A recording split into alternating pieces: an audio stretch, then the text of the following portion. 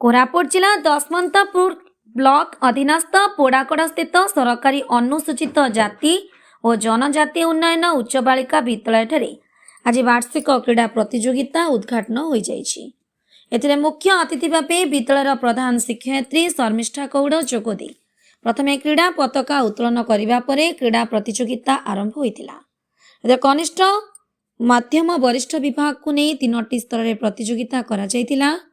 100, 200 और 600 मीटर दौड़, shot put throw, discus throw, लंबडिया उच्चटिया भली खेल स्थान पाइथिला। विद्यालय क्रीड़ा शिक्षक भी रामेश्वर राव यह क्रीड़ा प्रतियोगिता परिचालना करिथिबा बेले विद्यालय समस्त शिक्षक शिक्षयित्री अन्य कर्मचारी उपस्थित रही सहयोग करथिले। यह प्रतियोगिता 2 दिन धरी चलिबो बोली प्रधान शिक्षयित्री सूचना प्रदान करिसेंती। हमर 3टा विभाग होइछि, senior girls, junior girls and sub junior girls. एठरू जेणी करी 1 रु 10म श्रेणी जाए एठी पाठ पढ़ा होछि। पिला पढुछंती 1 रु 5 पिलांकू सब जूनियर रखाइछि, जूनियर को 8 9 6 7 8, सीनियर गर्ल्स हेले 9 10। खेलकूद रे आपणकर इम्प्रूव कोन शारीरिक दक्षता बढ़े, मानसिकता बढ़े। खेल द्वारा पिलार शारीरिक उन्नति सांगे सांगे बौद्धिक उन्नति भी हुए, मानसिक उन्नति भी हुए।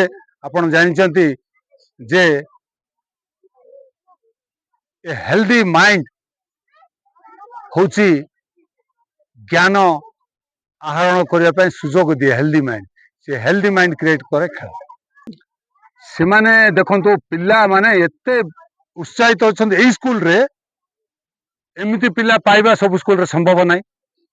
एमाने देखो परब रे मध्य परब कहले तो केवल स्कूल नुह, परब तो समस्त से कबाड़ी रे चैंपियन हेले, डिस्ट्रिक्ट चैंपियन हेले, भली रे डिस्ट्रिक्ट चैंपियन हेले। आज खो खो खेलवा जाइछंती, हमर सरवीपुर रे डिस्ट्रिक्ट चैंपियन अछंती वॉलीबॉल टीम।